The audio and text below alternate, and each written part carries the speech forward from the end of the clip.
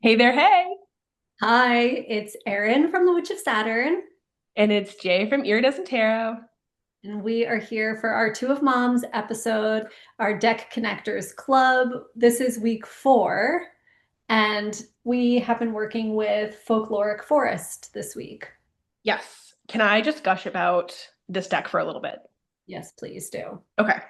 I just want to spend an absurd amount of time just giving praise to the production quality of this deck. Like this is everything that I want in a deck. Even though we don't like tuck boxes, right? I was going to say, literally, one of the first things that I was going to say about this deck is I even like the tuck box.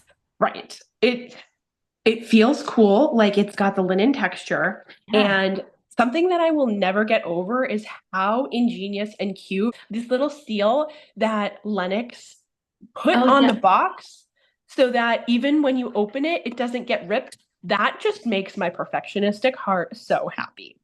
I think that the if every deck that came in a tuck box came in a tuck box like this, I would have no need for bags for my Wow, deck. that's a big statement for you.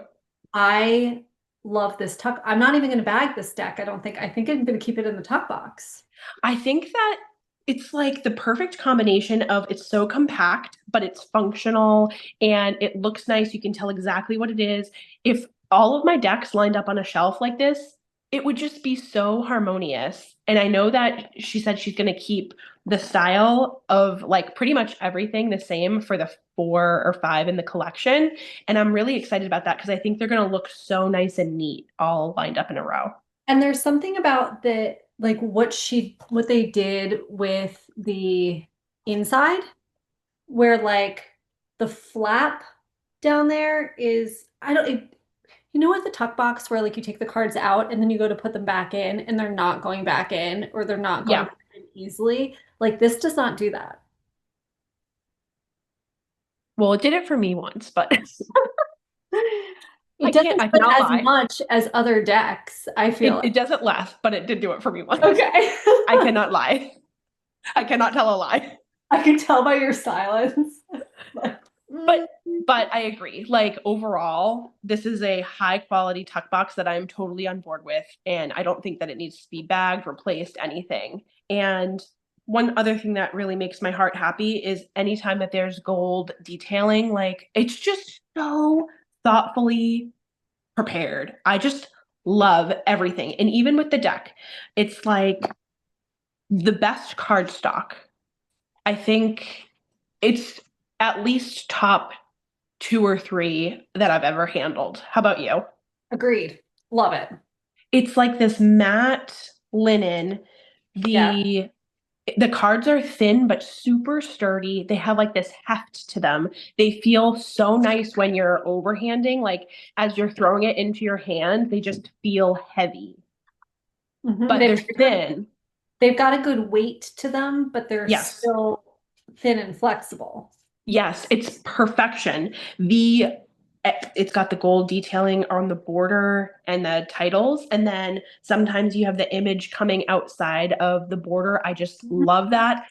I can't sing the praises enough. The one singular thing that I think could be improved, because there's always something with is the gilding. I knew you were going to say that, but see, I like the gilding. Why? Look at this wall behind me. Like, I love this color green. I think that it is earthy and rich and suits the personality of the deck really well. Like, what would you rather it be gilded in? Gold. No. Yes, look at it. It would match so nicely with I this know, but it would be back. too much. It would be too flashy. It's not that flashy. It's earthy. Like, Have you used yours enough that you got chipping on it yet, though? yes, it does chip, but So, like, I don't usually mind chipping, but like, I don't really like the way the chipping looks with the matte color. yeah, I get it. It kind of looks like somebody did a bad job coloring it. Yes, yeah, you're right. The more that you use it and the more chipped it looks, the better it looks. But at the beginning stages of the chipping, it looks really not great. Yeah, I mean, I can see that. I'll give you that, but I still love it. I don't care.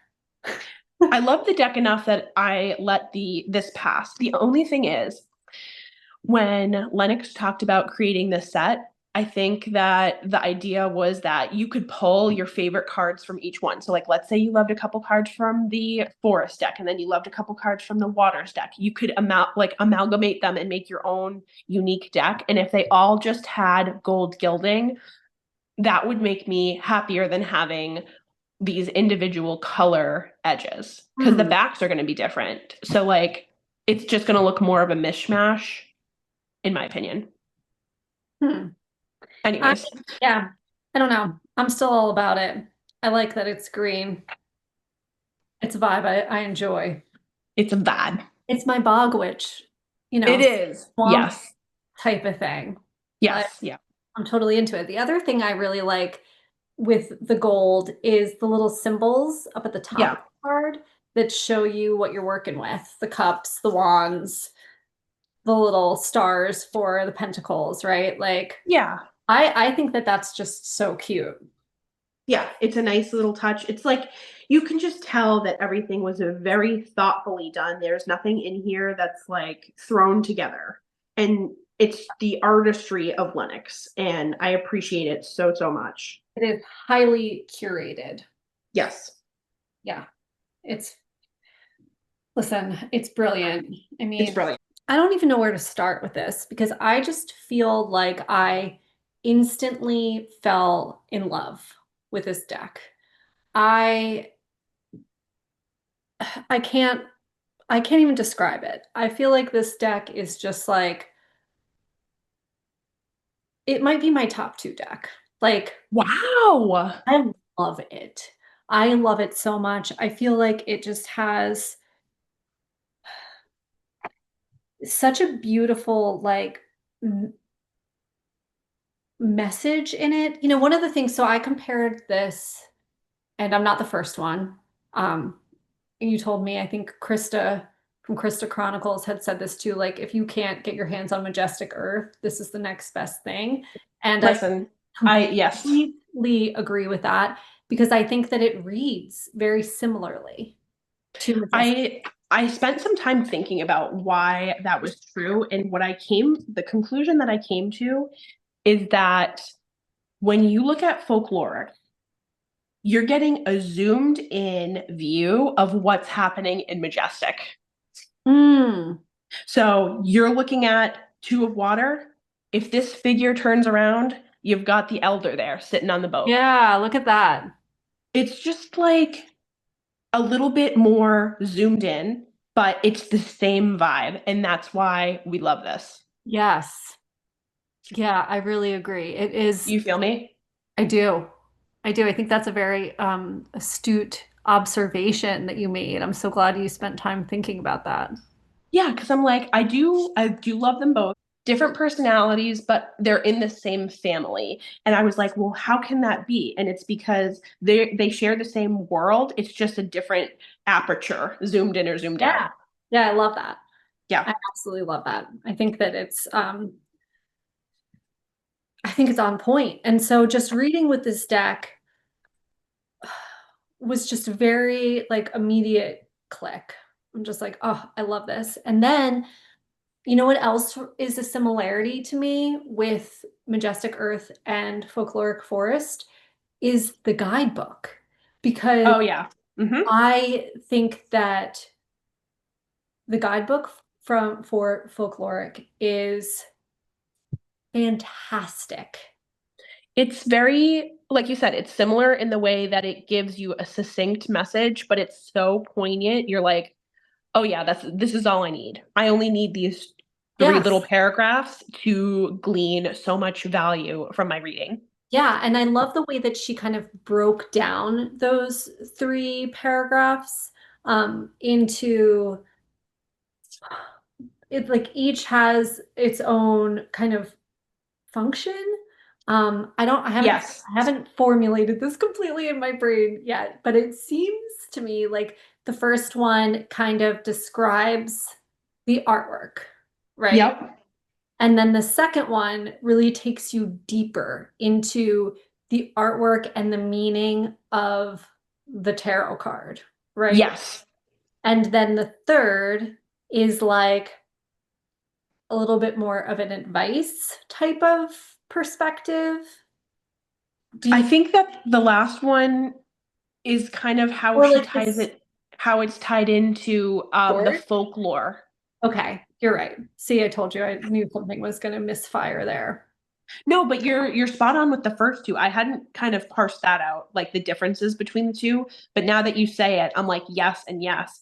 And then Okay. the last one is where we're trying to venture into the Finnish and Northern European folklore and mythology, and that's where it's talked about is that In last some of paragraph. them, but then there's some that, okay, so you're right, and I think I'm right too, because like I just pulled out the world, and the last paragraph is, which is right there in front of you, the apple is the world card. And it says, as a late summer or early autumn fruit, apples signify a time of harvest, abundance, and preparation for winter. Its ability to be preserved could sustain life through challenging periods. So it does tie into like the historical or the folklore part, but there's something in there that also seems to me like very practical advice and Mm. on how people of the times and now can work with the energy of the card in a more mundane way. So that's why it kind of sometimes reads to me as advice. Does that make sense? Yes, it does. I think that there might be like it's possible that sometimes if like there wasn't a direct connection between the folkloric information, that this was a good way to bridge that last paragraph. And Yeah. that's how it kind of worked out. Yeah, something about it, I don't know. It just always felt very like that last paragraph felt very like grounded in the real world or something to me. Mm, okay. So how did your interview spread go? Six of Swords right in the center, which is that card. It's actually right in front of you with it's like a bridge going through the cave. Yeah. Uh, or the two, rock faces. And I was just like immediately pulled in, like, oh yeah, I'll follow you in there. Like, let's go. Uh, I yep. felt very much like, and that was us together as this deck. The strength of this deck literally showed up as strength, which I thought was, what did you say? You're like, that's so meta. It is. I love that. I was like, yeah. And then the weakness was the lovers, which is a card that shows, let me see if I could find it really quick. Um, this body of water where the water meets the rock and this white flower kind of growing out toward back towards the earth. Like it's just like a very beautiful. I feel like I saw that because I love that card. Yeah, the card is just gorgeous. Here it is. Got You got it. it. Yeah. It's just so beautiful. Sometimes these can read a little dark. Like in my pictures, I feel like they always come out a little clearer than when I'm just in poor lighting looking at them. 100%. It's a visually dark deck. It's not a uh like emotionally dark deck, although it does not shy away from darker aspects of tarot. Like it really leans into them, but Yes. visually it's very dark. And I don't know. I thought that this showing up in that weakness position was just like there's like a fragility to this card, right? With the flowers like in the water. And that to me was just like this deck is not a fragile deck. Like it is just it's strong. It's coming through strong. It's showing up in a very strong way for me. And and it's just taking me down this very determined path. Like I wrote for Together, a determined path offering escape from past wounds. The path requires transformation through movement and stepping into uncharted territory. Be brave and take a step. And that was just like pulled from her guidebook. Really, like she just has these really great point. The guidebook's fantastic. And I just loved like right from the jump with the interview, I was like, oh yeah, let's do this. Although it was really funny that it had me as the Queen of Swords, which is that squawking goose. This one, I thought that was hysterical. I'm like, oh, she calling you out. Here I am. But it's funny because that archetype of Queen of Swords is like not the first time somebody's called me that. Oh boy. So it's interesting when you talked about the six of the air and you're like, oh, I'll follow you down that path. Like that's the same vibe that I get where you pull cards from this deck and you can communicate with the images versus like reading the name of what you pulled and then Yeah. like thinking about the six of air. Yes. It's And so it very lends itself to clear. intuitive reading, but It's a it very clear communicator. very clear and very intuitive. Like I love the guidebook, but I don't feel like I need the guidebook with this. No, you don't, but I love it so much that like my guidebook's literally like a little jacked now because I'm reading. It's like it will never stay shut again. It's just I'm deep in it. I'm deep in the guidebook. Yeah. But, and then I did the practice of laying out the entire deck. Yeah. It's folkloric, which I really love doing. I've started to I'm committed to doing it for day one with the deck interview. Like I'm going to interview the deck, but then I'm also going to lay out all of the cards and I'm going to take them in by suit. Like I'm going to look at all the majors and the three, I always like to look at the majors in the three lines.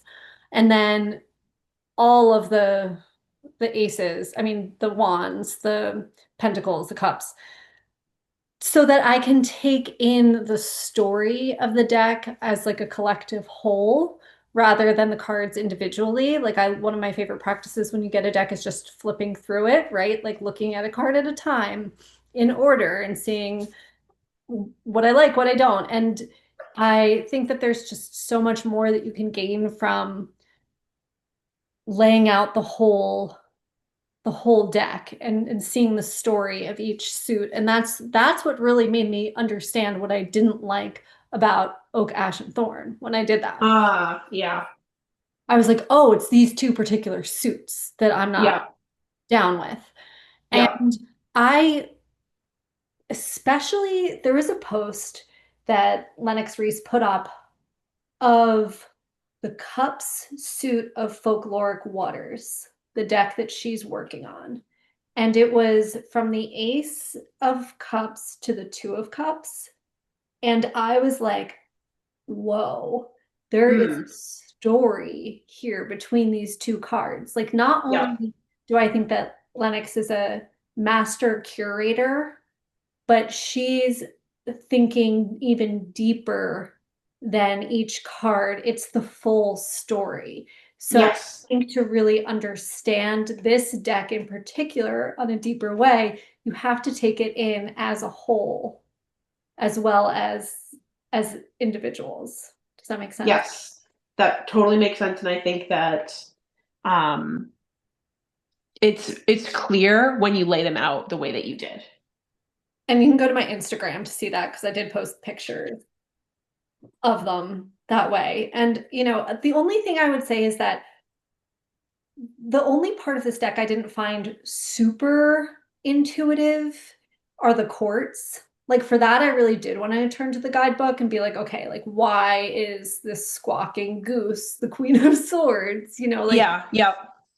there is an intuitive, you can figure it out, but I also wanted to kind of know like what was the conscious choice behind that, instead of just relying on my own understanding of the animal because it is a deck based in mythology and folklore as one of its, you know, main foundational pieces. Yeah, that and you were like, there's got to be another meaning other than me being a squawking goose lady. You're like, I'm searching for something else. Please give me something else. What else is there? So what did you find? Oh, and it was good. Wait, hold on. Okay. I'll get the guidebook for that one because let me please find some redemption here. Please, please. Like, Although often seen gliding gracefully on serene waters, the swan acts as a guardian, fiercely protective of its territory, sending a clear warning: tread carefully or face the consequences. And then, like the Queen of Air, the swan is not easily deceived and is far from passive. It exudes elegance and astute intellect. There's the redemption, which helps differentiate between reality and delusions. In this context, the swan represents more than beauty, it embodies judgment and truth. And so for that, I was like, see, I Mm. like the squawking goose. It's not the beautiful like swan like Yeah. visual on the lake, right? Yeah. Yeah. There's things to pull out of that you're like, yes, and also I think that's accurate. Like those descriptors are like very applicable to you. Yeah, it's a swan. It's not a goose. There we go. Whatever. It's a swan. Beautiful. So, I mean, just but that gives you this deeper understanding of why this particular animal was chosen for this particular court personality or identity, right? Yes. Yeah. So, what was your interview like? So my interview had a couple of callbacks to some of my other deck interviews. So interestingly, we Hmm. have the 10 of water up top and the 10 of earth down below. And just Ooh, last week, I had the six, like a six yeah. above and a six below, right? And I just had then, that. I just yeah, had that with a different deck. yeah, it's very interesting. And then I think I had, so that was Marguerite, right? Six above, six below, and then majors all across the middle. And here I have the 10, and then all these dark cards across the middle. Yeah. And so in when I took the picture of it, just like red as a dark stripe across the middle. And then the seven of earth in the middle looks just like the together card that I pulled with yellow house, where it was a mop Yeah. and a bucket. And it was Yeah. like, we're going to do some work, bitch. Yes, it does. That is a callback for sure. I remember that. Yeah, and so I have a hard time like I think that was remembering. like seven of swords, maybe seven of pentacles. I forget which. Yeah, it was one of the other sevens, but it was a seven that looked like this. Yeah, for sure. Yeah, you have a good memory too. So anyways, I just like without going into every single card, I just thought it was a very like interesting spread that it pulled things from other decks and it was like, "Oh, you might be categorizing us individually, but we're all working together and like we're all interlaced in some way," which was cool. This is cool. Yeah. So then I did on the second day when we did Library of Questions. Yes. That was the day where I pulled this. That was a wild day because I picked the You Are Persephone spread for this like I've been having these vibes of like a dive into the underworld. It was kind of this theme that was coming up in my readings like the whole week. And I was like, I'm just going to lean into that then. Like, all right, I'm Persephone. Let's go into the equinox energy and see what's, down below the surface. And so I pulled cards from Folkloric Forest for that spread. I got Judgment. That was a stalker card of mine, not only in this deck, but just in general. You're like, there's Judgment again. Yes. And the Lovers showed up again for me here. It Uh, even came up in my spread looking for you. yeah. Don't blame me for that. And then this was the spread that I was like, you know what? I'm pulling cards from Majestic Earth on top of this. Like, I want to deepen this and do like a past, present, future energy from Majestic Earth and see how they read together. And I was not disappointed at Love. all. And then it was wild because later that day, I took out this deck that I haven't used much. It's called Witches of Legend. And I got it just because it looked really witchy, but when it came, I was like not crazy about the card stock and I don't know. I'm like I gotta use this deck and it's more like a research deck because I wanted to like pull a deity and read the guidebook and kind of just sit in that energy. That's my purpose for it. And so I did that day and I got Persephone and I was like, you can't make it up. You When know? you had posted that picture, I was like, oh, did you intentionally pull this to work with Yeah. the energy? Because that was Oh, so much of a coincidence. yeah, it was, well, it was not a coincidence. And it was like I laughed. I was like, of course it is. It's just Yeah. one of those. I love it. That's why I love this stuff so much. Like you cannot make it up. It's hysterical. Like I'm just like, all right, yep, we're on point. We're supposed to be here. Let's roll with it. Let's go. Little winks from the universe to you. Yeah, totally. So that was a really great day. I felt like this is another time that I was just like, yes to this deck. Library of questions. This is the day that I posted a picture being like, I look with a spread Yeah. from Mavon. And but it's 4 days early, but I don't care because I don't have my Yeah. crap together enough to do this on the right day. Yes, totally. Yeah. And so that I got Magician, Maiden, Two of Air, Ace of Water, and Nine of Air. That's like a big spread for you. Yeah, it was. And I think that it's easier for me to read bigger spreads with folkloric than say even with orc ash and thorn. Oak ash and thorn or Marguerite. Like she needs to be small. Oh yeah, for sure. So yeah, I'm not gonna read all the details of that one. And then my next one I did with spread machine. I thought this was really cool. So with spread machine, a lot of the times I will specifically pick cards from it to pull as like spread positions. But for this one, I just randomly shuffled and let whatever came out need, like be the spread. So community, society, and environment was like the topic. And then commit and compromise were my two cards. And Oh, for interesting. those, I pulled commit to the Six of Earth and compromise the Ten of Fire. So in the context of community, society, environment, I really looked at commit being like committing to that give and take, being like more generous with the community, kind of like trying to be a little bit more. Just to interject something really quick. Yes. So interesting, those two cards like are very societal community oriented with Yes. these, right? And then the berries, like this is like a farmer's market. Like, and you know what I'm saying? Yes. It Like there, all works together. yeah, it's just very much like right off the bat, you're like, you see the vibe. You see the vibe and you have like the cards that came out from spread machine being three C words, like what's the Yeah, community, where do we commit, where do we compromise, it just yeah, like all flowed very nicely. yeah. um yeah. And then with this Ten of Fire, what I had written is like feeling overwhelmed by endless tasks and like that personal freedom being lost in the face of responsibilities. And so just like having to balance like what I'm doing personally and how I'm feeling with what's going on in the world and how I want to show up in the world. Yeah. Did you pull something in the center or no? No, because I considered Just community use to that be the umbrella. focus area, Oh, and okay, I I love just that. pulled one from each. That's very cool. I like that. See, I wouldn't think to do that. So that's why I love like how we learn from each other's practice. Yeah, and I would have pulled a card for this, but I read that the category for it is focus areas, and I was like, oh, that Oh, makes sense. Like, if I focus on my community, what are the things that I need to do? yeah. Okay, that's awesome.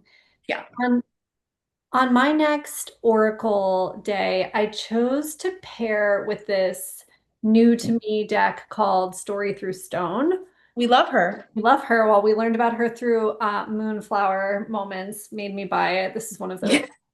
And these are these like primordial stones from Death Valley that were turned into a deck where you basically just intuit like what you see in the image, very Rorschach, right? Like, Mm. what do you see Yes. in a stone?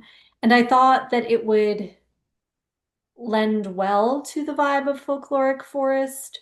I also thought like the color palette might go together because that's a thing for me. Like even with the spread machine cards, which I think are great and I love to use, and that reading was awesome. But the contrast and color Yes. irks me a little bit. Like Yep. I'm that's there with you. a me problem. You know what I mean? Like I want a fall color palette of spread machine to go with.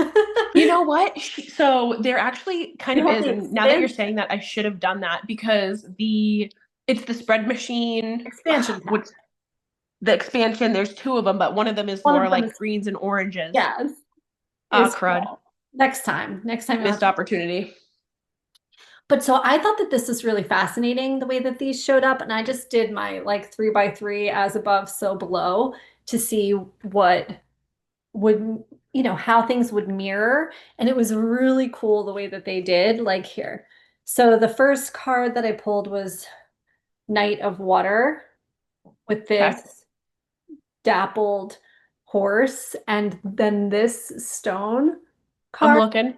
which you can see. Do you see the dappling like Yes, up where it really was in sync?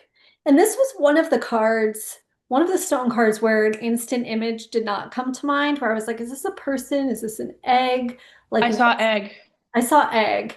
Like what's happening here? I had to kind of like think about it a little more, but the others were also very interesting. Like then I got Eight of Fire with this guy, which to me, they I feel really, like they're both headed in that same yeah, in the direction. same direction. It looks like a figure in movement in the same. Yes, There was an intense mirroring even in this with Page of Earth and this rabbit bunny, like same type of upright shape with and this. that almost looks like a yoga pose on the stone. Yeah, it almost reminds me of like the fool about to leap from a precipice or something, but it definitely Hmm. looks like a person with arms outstretched, right? Yes. And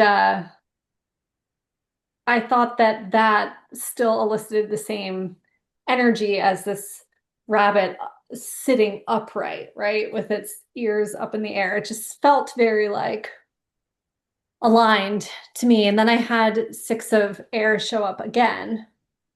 And Wait, so I thought it was a 3 by 3. it was, but I always read the bottom of the deck. Oh, okay, gotcha. I always read the bottom of the deck as I read it like an undercurrent or an undertone of the whole spread. So like I'll do the spread first. Generally, it depends. Sometimes I look at the bottom of the deck first, sometimes last, but I always kind of take it in as like a vibe, an energy, right? Like what's underneath the surface of this type of thing. And so I thought that was interesting that Six of Air showed up again. And it did remind me kind of this, looks like this landscape to venture into, right? Oh, like once you go through that narrow pathway, what are you going to get to? And it's Yeah, what's on the might be this, right? I don't know. so It just still felt same to me. yeah, there was a lot of like parallels between the two Yes. decks. So what did you pull from that spread as meaning if you're open to sharing? For Knight of Water, and which was that the horse. I got to, and this was the egg card, let's call it the egg stone. Yeah. Um, I wrote, follow the path of the heart, not the mind. With its distinctive markings, the horse halts before moving forward on its own path, not out of duty, but out of an instinctual calling. Mm. And then for Eight of Fire, which is the deer running through the forest purposely pushes the deer forward on the path, free of obstacles, leaving no room for hesitation. A harmonious, natural flow is aligned, moving towards a mission that began quickly and unexpectedly. This dynamic change creates anticipation of what's coming next. Your writing is so beautiful. Well, it's mostly pulled from the guidebook Uh, well, it's beautiful. because it is. That's what I'm saying. The guidebook's great. Because what I've been doing for this is I started using a digital journal, which is something I never thought I would do because I'm very much a tactile person who likes to write things out. But like my lifestyle right now with my two kids doesn't give me enough time to do that. And Yeah. I can voice text into my journal. So I can Oh, that's cool. voice text, I can read aloud from it, like as I'm processing the reading and the things that stand out to me and put them right into my notes. And then for Page of Earth, I wrote timing is essential. There's an eagerness to navigate the unknown progress, the unknown. There's an eagerness to navigate the unknown. Progress involves the development of skills. Achievement is attained through mindful study, no, through study, mindful attention. The journey of learning can't be rushed.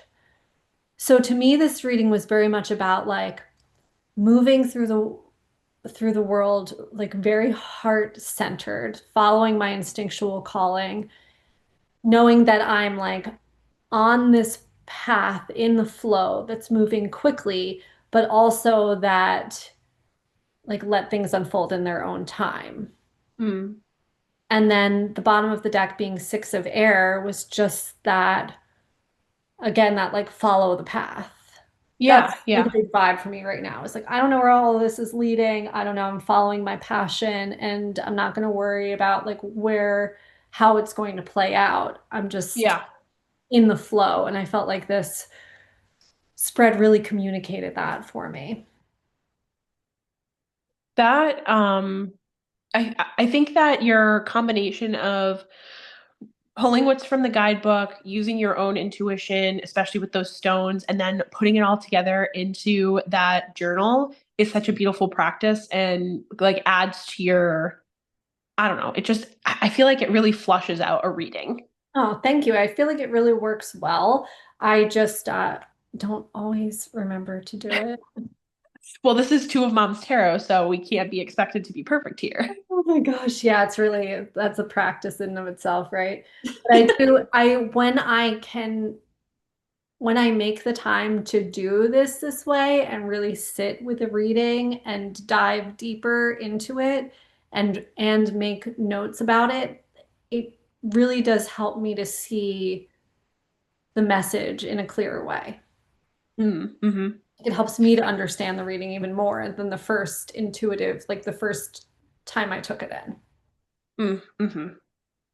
Well, I took inspiration from you. My next day, I took out the story in stone card. Love it. And so what I pulled was this card here. Which is like And sunset, sunrise, right? yeah, it looked like sunset or sunrise over this desert area. And if you can see them, there's tiny Oh little like yeah. black dots there. And those looked like people like on a pilgrimage to me, Oh, interesting. like crossing the desert. And so I'm really trying to read my cards more intuitively. So I'm going to tell you exactly how I read this. And then I want you to tell me truthfully and honestly if you're like, that makes sense, or you're just pulling this out of your ass. I like this game. Okay. I've got my people crossing the horizon. So this is the day that I felt the worst. I was sick, right? I felt the crappiest. My kid is sick, and my husband has an extra long work day. So I was like on my own, having to hold down the fort. And so when I pulled this, the feeling that I got was, you know, that poem that's like, and there are miles left to go, and there are Yeah. miles left to go. And that's just how I felt like And like I no pulled this in sleep the or morning. something. Yeah. Yeah. And there are miles left to go. And I'm like, this is the beginning of a really long day. And I felt like that's what it was saying. So I pulled that and then I said, what can I do to help myself with this day? Okay. And I pulled the Eight of Air. And without looking at the title, I just looked at these animals that are like in this river, kind of being pulled by the current. And I said, just keeping my head above water, Yeah.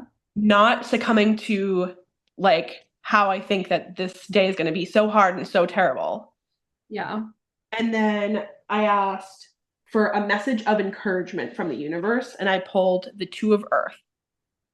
Mm. And for this, I said, sometimes we got to focus on one thing and let all the other shit slide. And so, like, leave the mess. It doesn't have to be perfect today. Mhm. You just have to kind of get through it. And you have this figure here that's like reading a book, but like the rest of the environment is just like a Yeah. mess. Yeah. What do you think? Oh, I think it's great. I think you're totally not talking out of your ass. That's like an amazing reading.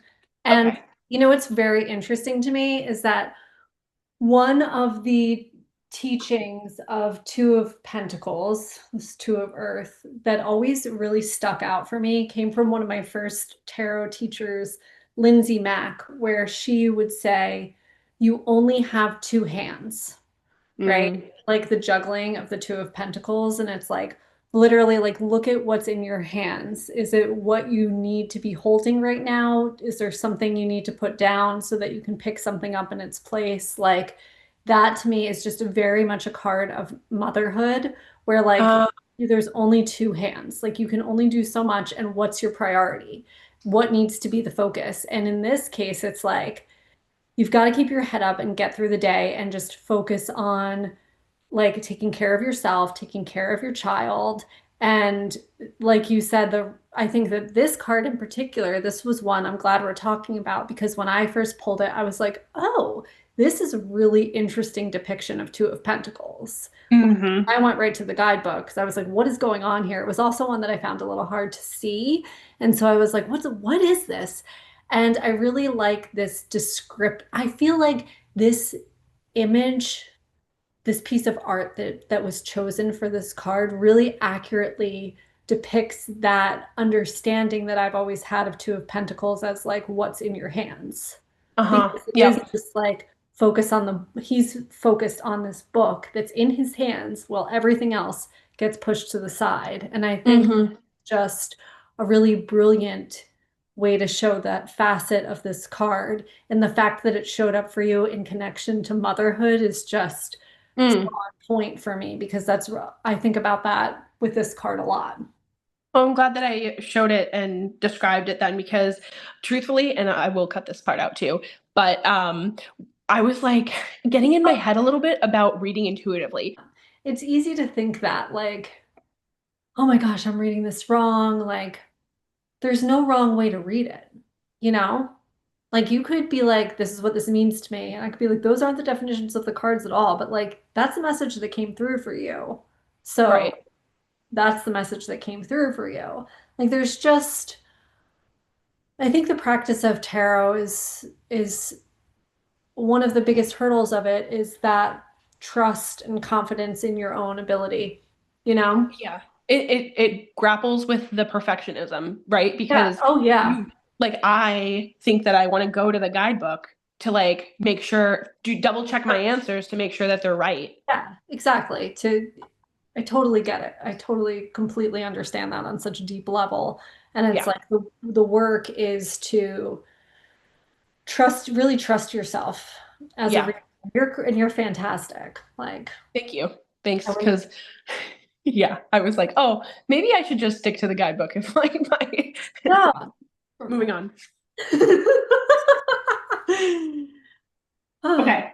What's your next one? Because I was kind of a little bit, I don't want to say I was behind because I was still working with Folkloric Forest, but I was like doing my own thing with her and I Yeah. wasn't sticking as much to like the script. I got really excited about because the deck that we both ordered, Lennox Reese's new deck, Good Old Grandma, which is not the name of it. It's Great Grandmother's Faded Frontier, this oracle deck of Polaroids with one collaged piece in them is really cool. And this came yesterday, so I was excited to use these two together and was really not expecting like the way this deck just like bitch slapped me, man.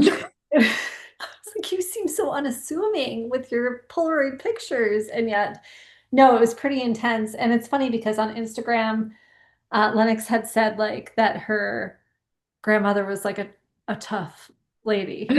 I was like, oh, it comes through.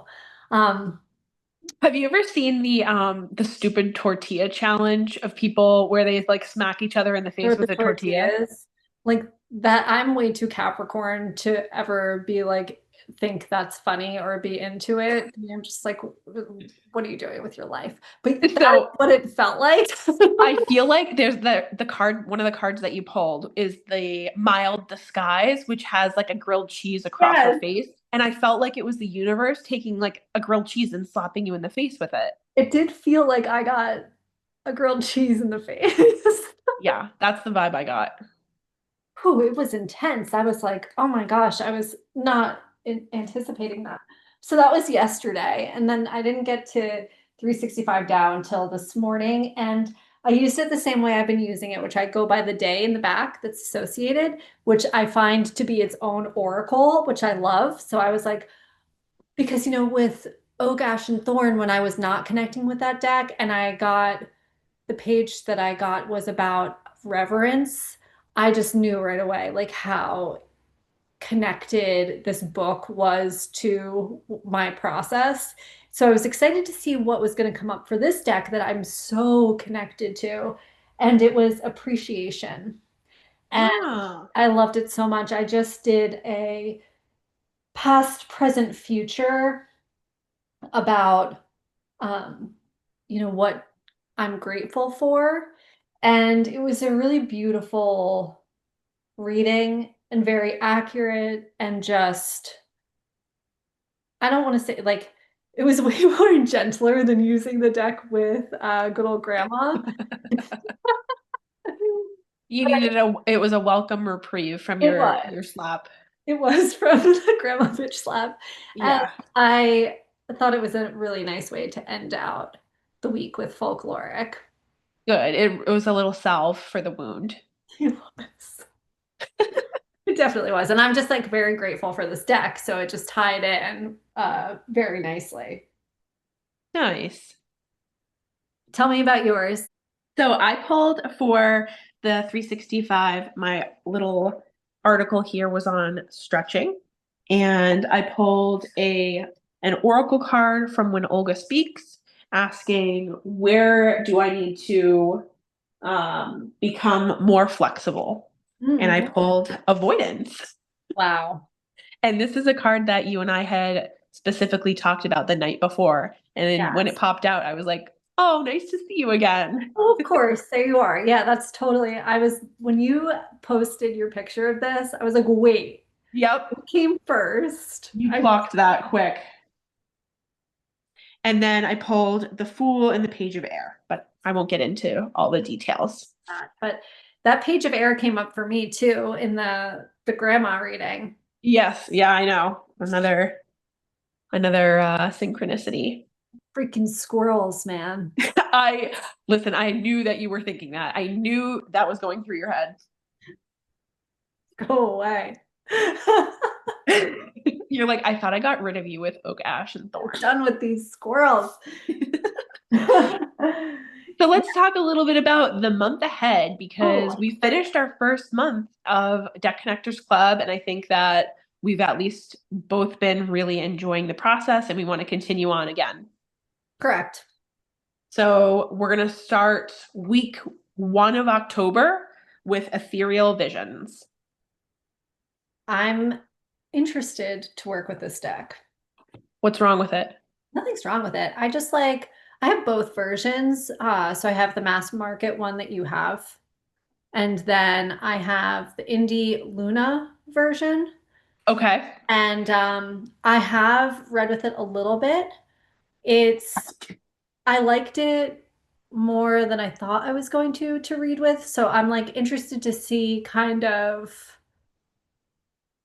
like I don't have like an instant click with it. I don't know. It's just I'm excited. Okay. And the other thing to be excited about is the week that we are using this deck, we're going to be having another special guest, and that's Peekaboo Rose, Julie. She's going to be joining us. So we're super, super excited about that. Yay. Yep, that's gonna be great. So that'll be week one. What's week 2? And you know what? I have to say, so that originally I was like, I don't feel like this is a very fall vibes deck, Ethereal Visions. But after doing my video on Libra season, I think it's a very Libran type of deck. So I think it will be a good choice With for the gold gilding and the beautiful artwork, just like like, it's yeah, the very Venusian. like art, well, it's very art deco, right? Yeah. Or what's that other style? Art Nouveau. I don't Yes. Yes. hard to Yep. it's hard for me to tell. But I think that it's very Venusian. And it does seem like a very airy deck to me too. Yes. Agree. Then week 2, we are going to be doing. Ugh. Oh my God, I can't wait to watch you go through this week. Tell us how excited you are about this deck. I don't even have to tell you. I can just show you with the way that I'm throwing it around. This is Miss Mary L. You got to give her a chance. This is going to be a really good experiment for Deck Connectors Club. Like, let's So see how you come out versus how you go in. This is a deck that I've known about for many, many years. And I think that one of the people who love it a lot is Simon at the Hermit's Cave, I believe. And anyways, we were watching Afton's channel, and she had mentioned that, right? She heard that Marielle was potentially going out of print. So you had heard somebody say that. I remember. Yeah. So basically, we wanted to get our hands on a copy. So we each bought one, and I pretty much immediately knew that this was not going to be for me, and I wanted to just send it back. And Erin was like, "No, no, no, no, no, no, no, no, I'll give it a shot." So Yeah, you I'm gotta like very, give it, like just try it, you know? yeah. So I am very unwillingly going to try to connect with this deck. Well, I found that article that Bennabelle Wen wrote about it, and she was basically like, buy this deck, which I don't think she Yes. says super often. And so I was Right. like, you can't be wrong. And I have not even opened the deck yet, but I have read some of the guidebook and I'm all about the guidebook. Like it, but it is, I will say that it does seem like it's way more of a me vibe than a you vibe. Yes. Why I'm kind of excited to like force you to work with it for 5 days Force me. It's true though. to just see like if it opens you up to a different energy or something. We'll see. Yeah. After that, we're going to move on to a very exciting new acquisition for both of us, which is the Discovering Beauty Tarot. Yeah, can't wait. Yep. And then our last week is going to be the Lacrimosa Tarot. Which I'm also super excited about. This is one that I had slated for winter only for myself. And you were like, why wouldn't you use this for Halloween? And I was like, oh, you're right. So Totally. Like this is a good deck for that. So yeah, I'm excited about the timing of that for sure. And me too. I don't think I'm gonna, I might, because mine just came. I don't know if I'm gonna use it before then. Yeah, I think saving it is a cool I kind of idea. like to save it and then jump into the energy through the experiment of Deck Connectors Club. So I love that. Yeah. I've had this for a while, so I have definitely played around with it a bit, but this is one that for me I need more connecting to. but I got the unmarked version. Yes. So I've got to spend at least a little bit of time like figuring out what card is which. She still has, so she put the numbers on them. You just don't get the title. Okay. So you're not going to be lost in the sauce. Don't worry. All right. I'm gonna take a picture of everything laid out like I do anyway, so I can reference back if I have to. Don't you worry. It will happen. I got a system. All All right. right. Well, This is this was great. so fun. All We'll right, talk to bye. you later. Signing Bye. out.